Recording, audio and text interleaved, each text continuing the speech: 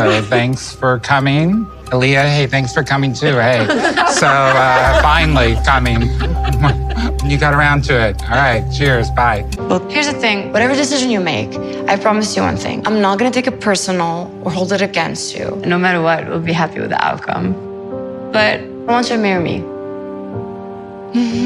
I called her cold-blooded assassin sometimes because, she can be so ruthless, heartless, emotionless. There's a reason to be skeptical of that anymore.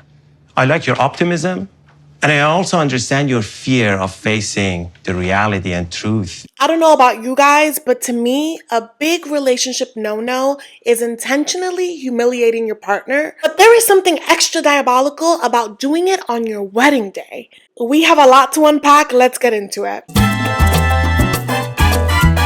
Hi guys, welcome back to Nikki Faces Reality. We are here to discuss the latest episode of 90 Day Fiancé. We have a lot to cover, so we're going to jump straight into it. Before we do, as always, make sure to hit like, subscribe, comment, all the good stuff. Make sure to hit the notification icon so that you don't miss out on any of my updates.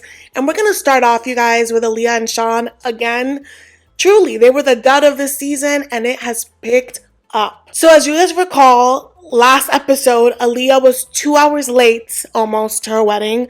Her guests were outside. It was 100 and something degrees. Shawn's mom had injured herself, so she's in there with her leg propped.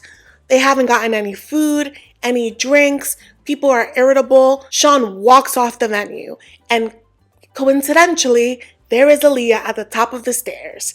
So she's there with her little friend, who I was sticking up for last time we saw her, but she is not doing herself any favors. She starts throwing these fake compliments to Shawn, and they're fake because they both do not like each other. So it's like, you don't have to say anything. You don't have to fill in the silence. You know Aaliyah's late. You know you failed in holding her accountable. He's coming with attitude. She's like, nice jacket. And he's like, yeah, enjoy seeing it on my way to the car because I'm out of here. Except he's not. Because then we see him, Aaliyah's like frozen because he is coming in hot. And like usually I wouldn't accept that. However, Aaliyah girl, you are in the wrong. And he has every right to be angry. And he's organized this entire wedding. And all you had to do was show up on time. And here you are 2 hours late in a naked dress. Gorgeous. But in a naked dress. And he's like, here's the thing. Let's just get this over with. Let's do a quick ceremony in and out, and then we get people to food and drinks. And she's like, okay, sure. And then he walks off. And here's the thing. That does not scream romance. The way that he talks, honestly, from the beginning of time, he's talked about it like it's been some sort of duty and not necessarily something that he desires. And I think with his anger, it is coming out more, and it's not pretty. And I don't know if Aaliyah's just frozen because she didn't expect him to be so mad, but if you clock that your partner is upset at something that you did, why not take this opportunity to apologize? But she does not apologize. And this is honestly the coldest interaction ever on someone's wedding day. I would literally be a puddle of tears. Then you guys, it just keeps getting worse because Shawn goes back into the wedding area. He like literally points at the officiant and he's like, yeah, so let's get this done quickly. Just say whatever you need to say to make this legal. Y'all, if I saw footage of my future husband talking about our wedding like it's just an annoying task, my God, my heart would break. And again, I'm not saying he doesn't have a right to be upset at Aaliyah, but if you're going to go through the marriage, honey, take a breather, shake it off, and put on your Prince Charming hat. Also, like, you are hosting this event, you should have been bringing out water bottles for people to make up for it. Like, the damage has been done, But he's going in really hostile. I'm guessing the walk from where the stairs were to where the venue is long because Aaliyah and Jackie get into like a little golf cart. And y'all, Aaliyah has the nerve to then at that moment ask Jackie for the time. It was 6:50. The wedding was supposed to start at 5. I'm like, girl, you're asking for the time now when you're already here? You should have been asking at every step of your makeup routine, at every step of your hair install. You want to ask now? Like, just go. And Jackie made a stupid comment like, yeah, it's really uncomfortable. He talked to us like he was our dad and we were getting in trouble. You had one job, to keep her in check and timely for this event. Because Aaliyah may not know the customs because she's not from here, but you do. But it's time for her to walk down the aisle, you guys. She walks in and you could tell, like, in her mind, this is a dream.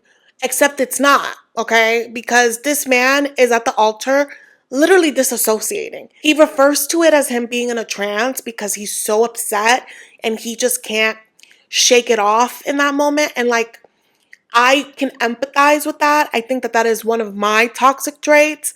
When I'm upset, I realize that I'm upset and I'm telling myself to snap out of it. And it's almost like an outer body experience where I can see myself be destructive and I'm like, girl, get out of it, and you can't. But I have found tools to manage that.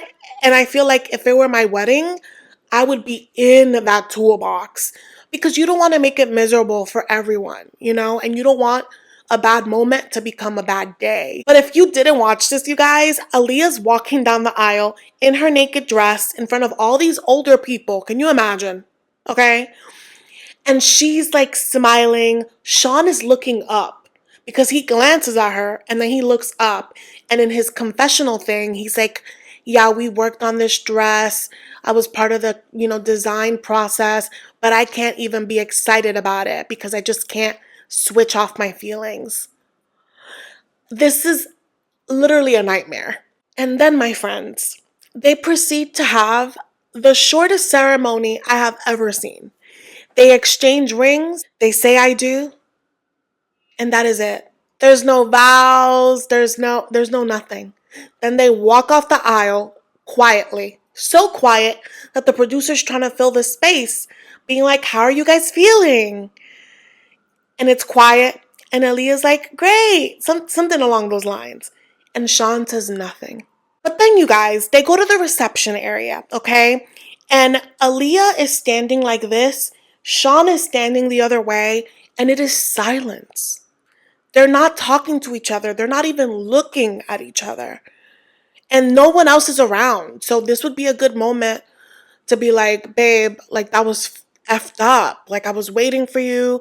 My mom was hurt. This and that. Like he is double her age, okay? And Aaliyah became like really small. Like she wasn't her fierce self. She almost became like a hermit. Like she wouldn't address the issues.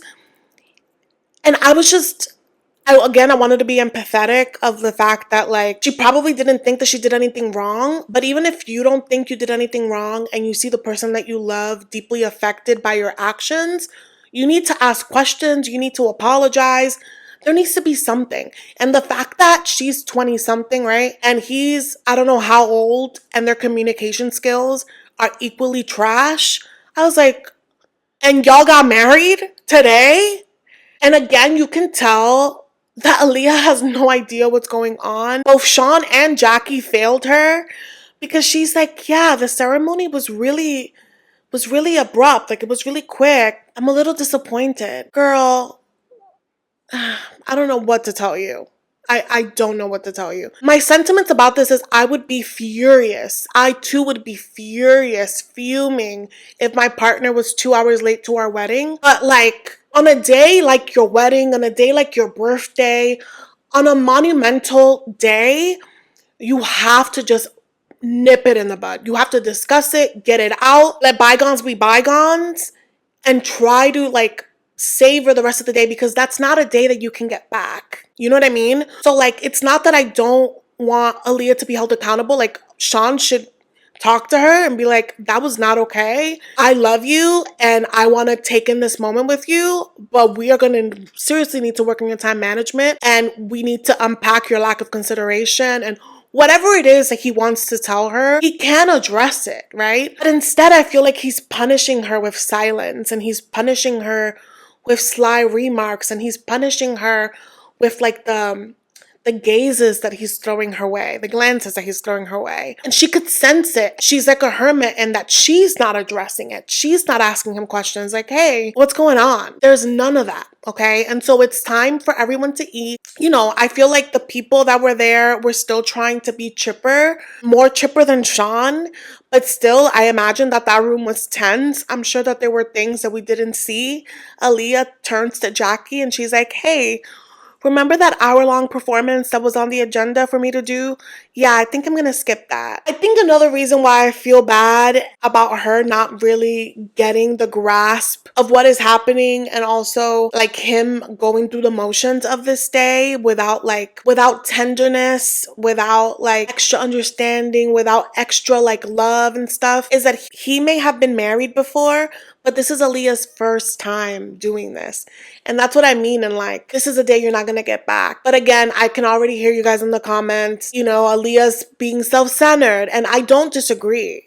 Like, she is being self-centered. And Shawn makes a comment. He needed her to think of him on this day too. And that she's so wrapped up in her own world. And I don't disagree. I think that multiple things can be true at once. I just feel like you have to look at the big picture. And this day is just fleeting. But I think the worst part, and what I mean is like his passive aggressiveness. The guests are trying to make the best of this and they're, you know, like toast time. And he's like, oh, I'm not going to get up. I'll make a toast, short and sweet. He's like, thank you all so much for coming. Even you, Aaliyah, you eventually made it. And you could see Aaliyah like, and she's, oh my God. Jackie's face was like, did he just say that? And even his guests were like, do-over, like, that was a lot. And he was like, no do-over. It's just how I feel. Y'all, in any relationship that you value, whether it's romantic, whether it's your friends, whether it's your family, any issue that you have with them, you never address it in public. If you need to have a little check and you be like, hey, let's meet up over here. I have something to tell you. And discuss it privately. If you respect them, you're gonna make sure that there's integrity in your relationship and that you protect it. Because I feel like when you start talking trash about your loved one, you kind of give people a free pass to talk crap about them too and to insert their opinions. And you just gotta protect the people that you love. And I feel like him just making fun of her like that in front of everyone, it's like throwing her into the wolves. It was really nasty. It was really, really nasty. And again, it's not that he doesn't have a right to be upset. It's like, this is your wedding day. You are the older one. She already disrespected you. You're gonna keep disrespecting her now? Like, lead by example. I don't know. I felt really icky about the whole situation. Yeah, more and more, I'm like, he doesn't love her. And I know that people could be like, oh, maybe he loved Douglas. No, I'm starting to see a particular dynamic where I'm like, you want them to be your little plaything that you can throw money at and are there when you want it. But that's not someone you actually want to spend your life with. Yeah, it's a little dark. The whole time I was watching their segment, I was just like, wow. But let's move on to the plastics, Shekinah and Sarper. So these two, we pick up with them right where we left off. Shekinah, as we know, has been tracking Sarper. She has had like a little air tag in his keychain. He has had no idea. She pulls up and she's like, we have to go. Our wedding is in a few days. Why are you moping? Like, we have zero time. Our visa's running out. And he's like, how did you find me? And she's like, oh, well, you know, I put an air tag here just in case you lose your keys. You know, we always misplace them. And he's like, so you gave me this keychain the day I came here. You've been tracking me for 90 days. And she is just lying through all that plastic, y'all. She is just as toxic as this man because apparently she'll be like, where are you? To test him, to see if he's lying. Meanwhile, she already has his location. So he's like, oh my God. She's cross-examining. And as he's complaining about it, she's like, you need to get over it. You just need to get over the location thing because it's normal for couples to share location. Girl, it is not normal to get it without the person's consent. Tracking somebody without their consent is crazy. But I think what she's failing to understand is that even her, like, admitting that she's tracking him is adding to his fear of her switching up once they get married. She's not understanding how it's all adding up to his cold feet. And so he's here spiraling and she's here berating him. And I'm like, girl, he's a flight risk. I don't think you want to do that right now, you know? But I also can empathize with her. I think that in that kind of situation, it is hard to not take it personally. Like, so what? You're scared because you don't want to marry me? Like, I get it, but this is not the way to handle it. You just don't yell at someone in the middle of a spiral, you know, or in the middle of a panic attack. But ultimately, she's like, listen, if you were freaking out about a prenup, we don't have to do it. We can do a postnup. Would that make you feel better? She's like, but you need to decide, because if we don't get married, you're going to go back to Turkey. And he's just like, I love her, but if I give her a finger, she takes a hand. And that's how women end up with your whole body. They own your whole body. Clearly, he's fighting his ego, but I feel like these two are a match made in plastic heaven. They just get each other, and it's probably best that they're together instead of terrorizing the masses, you know? But they make up, and then we see them go off to the hotel, because as you guys recall, these two are not having a wedding, they're having a bedding. A wedding to match just how ridiculous they are. They're gonna get married on a bed, and, you know, she hasn't been able to see the hotel room, but she's seen pictures online, and she just perfect room for her, except she gets there and she hates it. She specifically picked this place because it had a chandelier, and she had this vision of their bed being under the chandelier. There's a kitchen table there, and apparently she hates the floors in the bedroom. She starts crying, and I couldn't take her seriously at all, because she was just like, this is just not my style. Girl, what? Just go to a courthouse like a normal person. The bed won't work in the place I wanted because the chandelier is like off to the side. And I really hate it. It's not cute.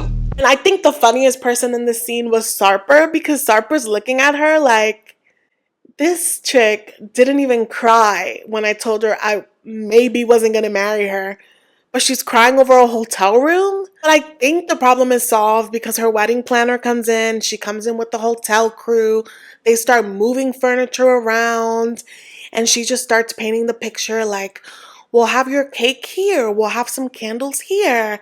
And I'm like, y'all are going to have a full reception in this hotel room? Okay.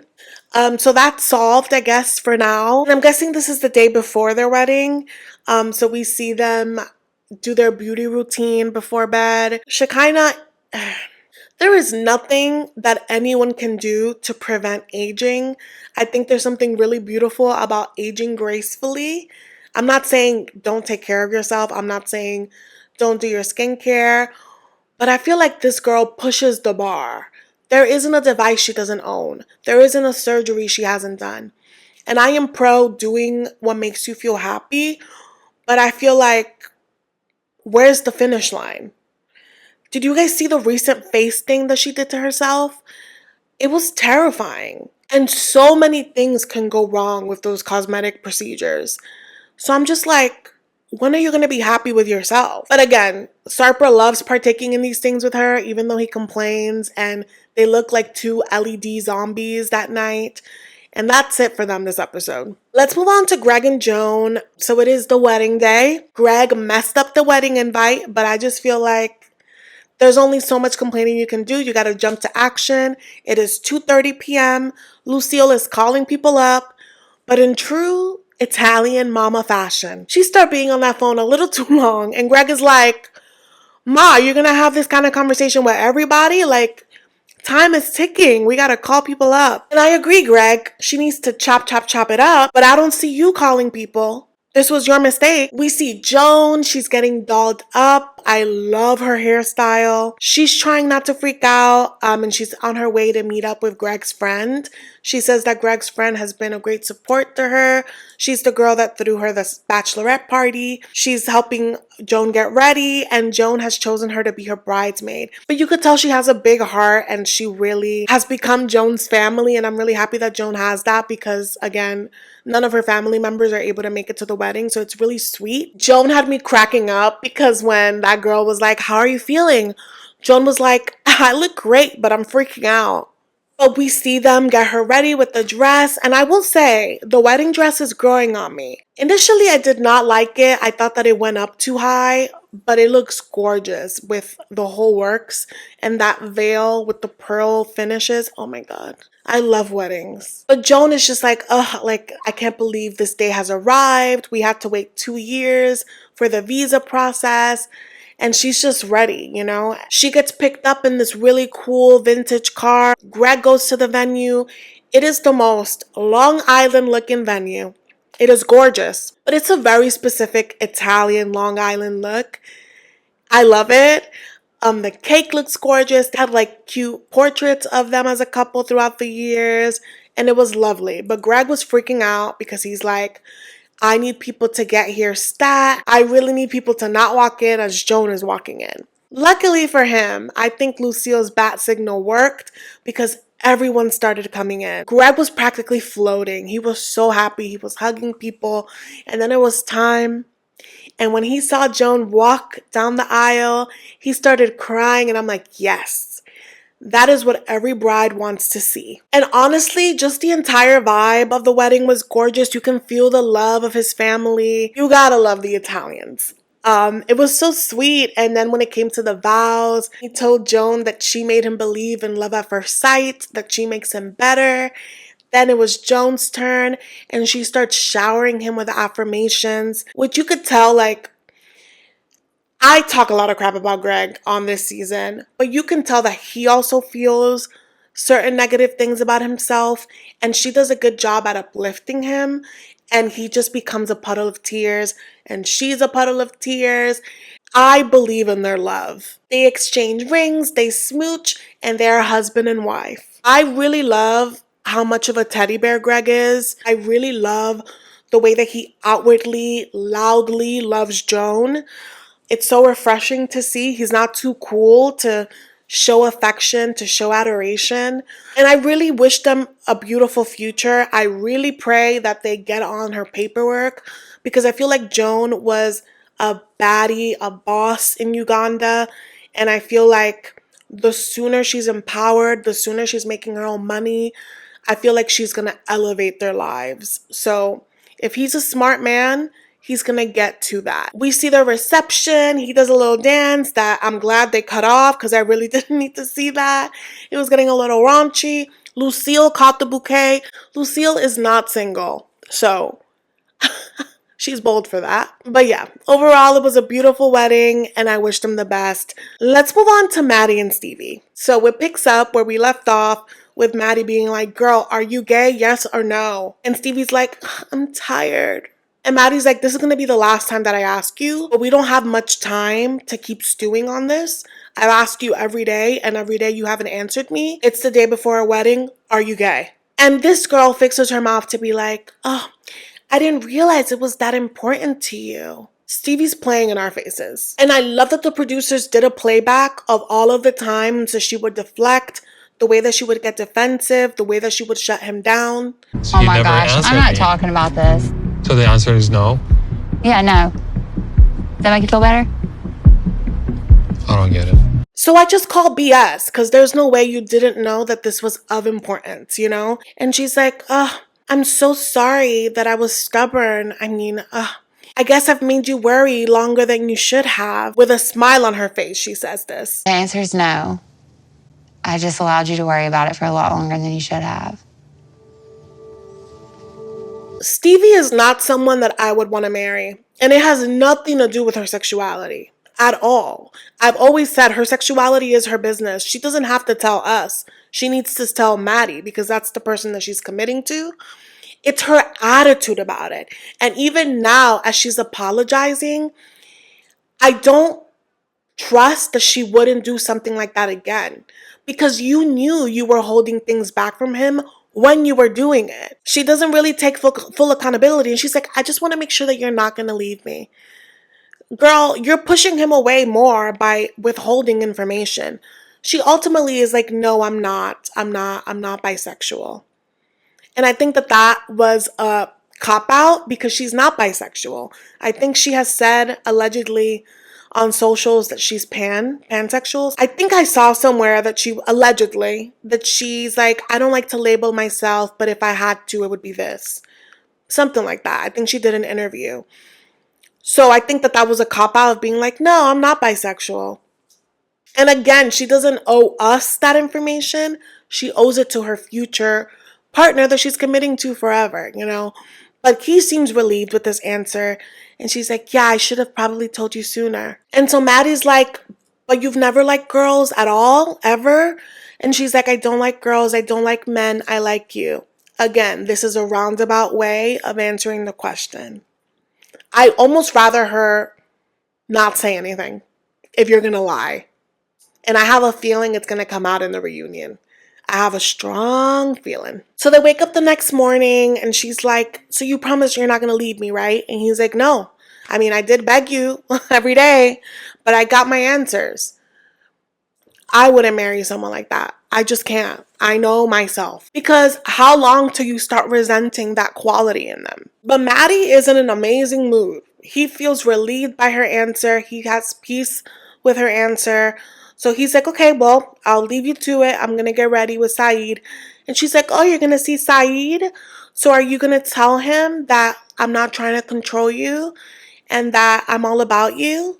And I understand why she's peeved, but I feel like that should be directed at Maddie because Maddie was the one that planted the seed to his friend. And his friend was there trying to suss out the situation because she withheld information. But Mahdi meets up with Saeed. He's like, hey, what's up? Just so you know, I talked to Stevie and she cleared everything up. And Saeed is like, oh yeah? And do you believe her? Interesting. Saeed's attitude about this is like, listen, if you're happy, and I get where Saeed is coming from. Like he mentions that Mahdi doesn't have his family here, so he's the one that has to look out for him. I get that, and you've done it throughout, but on the wedding day, you just have to let it go. Your friend is grown. Your friend has made a decision. You just have to smile and support them, okay? But in his own words, Saeed is like, well, if you're happy and are complacent with the half-truths that she gave you, you can believe her, but I don't. But sure. And then he turns around and he's like, you know what? I should tell Stevie this too, that I'm here just representing your family. And he goes off and Maddie's freaking out because he's like, you know, I was always afraid of what Saeed's presence would mean. Sir, you were the one that came and dumped all of your worries to your friend. He came in chipper, happy to meet Stevie, and you were like, yeah, I think that she's gay. I think that she likes this. I think that she does that. She's a little wild. She doesn't let me talk. Like, those are big things to tell your friend. So I'm gonna need you to own that. And I guess we'll see their talk next episode. Next up is Mark&Mina, y'all. So Mina gets the call, the devastating call, that Clayton, her son, will not be able to make it to America for the wedding. And she runs out of the venue. Mark runs right after her. And he just holds her and she's just crying. And she's like, I held out hope to the very end. And you could see she just felt so defeated. And I feel so bad, right? Because like, this is supposed to be the happiest moment. She's at this beautiful venue where she's going to have her dream wedding. And half of her heart is in Paris. And my heart just broke when she was like, he's not going to believe in any of my promises. Like, he's not going to believe in any of my word. Like, I promised him that he would be here. And Mark is doing a good job in comforting her and telling her, like, he will understand. You didn't break this promise on purpose. And he's sad too. He was like, I don't understand how this can happen, but just know that he's going to have a beautiful life here when he gets here. It's just sad that he won't be here for the wedding. And he starts coming up with plans. He's like, oh, we can live stream the wedding for him. We can have a chair just for him. Like, so his presence is noted. Like, I thought that that was very sweet. Like, he was trying to get her spirits up and just trying to get her to stay, because I think Amina would have given everything up to fly back to Paris for her kid. I really do believe it. There's a lot of moms that get on the show that I'm like, y'all don't care about your kids. Mina's not one. I really do believe that, like, Ooh, this is far from ideal. And seeing them in this moment and how he was there for her and just like cradled her, I could see the love more, and I could see the dynamic of why these two work. And they work when Mark isn't being a doofus, when he's not letting his family brainwash him. But hearing Mina talk, I can just empathize with her, because the last thing you want to do is be the cause of like your child's abandonment issues. And she just keeps thinking of like, am I being selfish? Is he gonna say that I abandoned him for a man? Is he not gonna believe in me? Like, I can just imagine how she's haunted by all of those thoughts. But they're gonna have a wedding after all. And then we see them, I think it says 2 days before the wedding. It is July 4th. Well, they're having a July 4th celebration at Mark and Mina's house. The family's gonna come over. She's decorating with her sister and Mark, and they're both like, Mina, you've been holding off. You need to call Clayton and tell him he's not coming. Because as you guys recall, that baby packed up his bag thinking he was coming. So Mina calls him, and she's really trying to hold it together. And his cute little face, it's just like, like, how you doing? I'm just chilling. And she's like, well, I'm calling you with bad news. You can't come to America for the wedding. And he, like, you could see his eyes, like, just like the light leave them. And she like tries to explain, as well as you can explain it to a child, the reasons why, even though they're not fair. And he's like, do you miss me? And that's when I started crying. Because, I can't imagine the FOMO that he must be feeling. Like, FOMO's not the phrase, but like deeper than FOMO, of like feeling like your family is experiencing life and you're just like waiting for life to begin with them. So he's like, do you miss me? And she's like, of course I miss you. Like, I love you. Like, I can't wait to hug you. And he's like, I can't wait to hug you. I just want to be with you, Maria, and Dad. Y'all. Oh my God. And the thing is, like, it breaks my heart because this kind of situation is not ideal, but it happens all the time. Like, even in my family history, my grandmother came to this country first as a nurse, and then she was able to send for her 5 kids. So there was a time that this was my mom's story. She was a teen girl in the Dominican Republic, but my grandma was here hustling, laying the groundwork to bring her kids here for a better life. And it sounds like with Mina and Mark, he was always part of the equation, but with document issues, his stuff got delayed. But it's just so hard to explain that to your kid. And it was just sucked seeing them cry. They cry the same. They look beautiful. But them tears, I'm like, ooh, I can't look at them. But ultimately, Mina's like trying to be strong for him. And she's like, listen, you're going to be able to see the wedding on camera. I'm going to have a chair for you. And you're going to be a part of it, even if you're not here. And he's like, okay. That must have been the hardest call she's ever had to make. Whew, y'all, they almost took me out. I almost started crying. I have a soft spot for blended families, the transition with blended families, because I come from blended families on both sides, and just like the importance of like making sure that your kid feels loved, and you just want to protect their innocence. And unfortunately, when you start getting trauma, like innocence is stripped from you, and he looks so pure and so full of love, and just seeing him through the screen, I want him to stay that way. And it breaks my heart. But anyway, we're gonna shake the emo feelings off and laugh a little with the Throuple. That is the final couple that we're gonna discuss in this video. I left them for the end for a little comedic relief, because when I tell you that this is a shit show, oh my God. So they are frolicking, literally frolicking in a field. It is their last day before the couple comes back to America. The plan is to get a divorce and to have Annie marry one of them, okay? So they conveniently walk through a church because he's like, yeah, I want you all, to get ready to walk down the aisle. And Amini's like, yeah, so you're gonna have to marry one of us. So which one are you choosing? And I will respect any decision you make, but I would like you to choose me. And Annie's like, oh, So I do have to choose one of you, and I hear you, but I'm gonna go with Matt. She doesn't say it like that, but basically she's like, you. I want to marry you. And Amini starts aggressively playing with her hair, trying to seem like she's okay with it, but you could see that that lady is ready to blow up the entire vicinity. She is pissed. And it's just so funny because before this, they were on cloud nine, right? They were happy. As long as Amini's happy, everybody can be happy, right? And she's here being like, I didn't have a nice wedding because we were poor. I threw on just whatever white dress in my closet.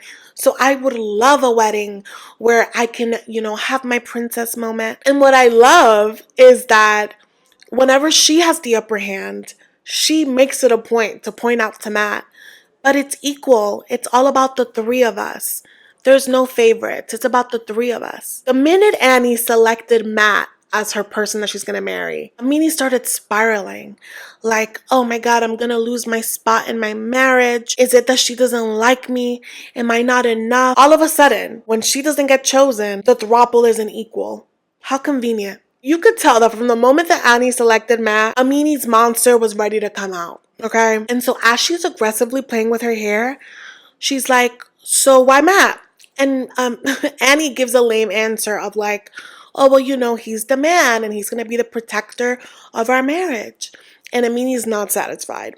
So then we see them at the hotel room. And Amini is like a ticking time bomb, okay? Annie and Matt are like frolicking in the hot tub, dipping their toes, playing footsies. Amini is being like passive aggressively like passing them mimosas and just like keeping her eye out on like their affection. And at one point she brings a piece of cake and she's like, for the bride and groom, even though she's seething. And then they end up going to the common space. She is asking Annie like what her thoughts are. And Annie's like, oh, just like a lot of things on my mind. But most importantly, what are you feeling? Because as you know, they're not going to have peace if Amini isn't feeling happy. And this is where Amini unleashes. I'm just trying to understand, because I feel like I studied for this exam and I got a B. Now her competing with Matt now. Because this was never about being in a throuple. This was about getting her cake and being able to eat it too. She wanted to have a wife and a husband to take care of the kids so she can frolic with her wife. But she is big mad. And I always said that Annie and Matt downplayed their connection so that Amani doesn't freak out. But I've always said that their chemistry was palpable. So she asks, like, what is the reason for you choosing Matt? And Annie gives her the real. Annie's like, I love you, but you stress me out, and I feel like Matt is fair. You want to say the boss in these relations. You want to have the control. He's more equal. And in the confessional, she was like, Amini is explosive, and she's erratic. And what if one day she kicks me out with my daughter? Then what? And I thought that that was a very valid reason. And we have seen examples of how easily she blows up and how she presses on the issue. I still say that them meeting Annie's family was coerced. So, there's plenty of examples in just this season. And Amini, who does not take well to criticism, she turns to Matt and she's like, oh, baby, you think I'm controlling? Like, you've been with me for all this time. Do you think I'm controlling? To which Matt is lying through his teeth. He's like, no, love. No. And Amini's like, it must be just so awful being married to me. That man is scared of you. So I think you can answer your own question. And Matt is like, listen, I'm going to be married to the both of you. I need not be pulled in different directions, okay? And we see her in her confessional, Amini just crying, being like, why me?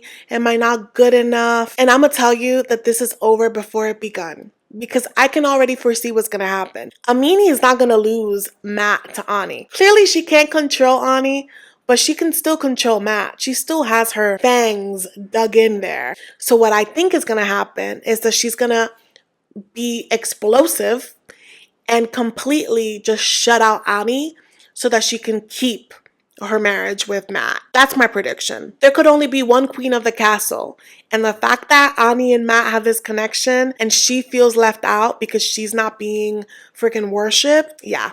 The preview for next week looks crazy. It looks like they're like in the middle of a heated fight. Matt again, is a doofus in the middle, doesn't know what to do. It is nasty. The girls are fighting. And then next week, we're also going to get weddings for Mina and Mark, Huang and Jessica, Mahdi&Stevi, and Shekinah and Sarper. So we have a loaded next episode, and then after that, it's the tell-all. Please let me know all your thoughts in the comments, you guys. Thank you so much for watching, and I will see you in the next video, which is probably Hunt for Love. So, bye!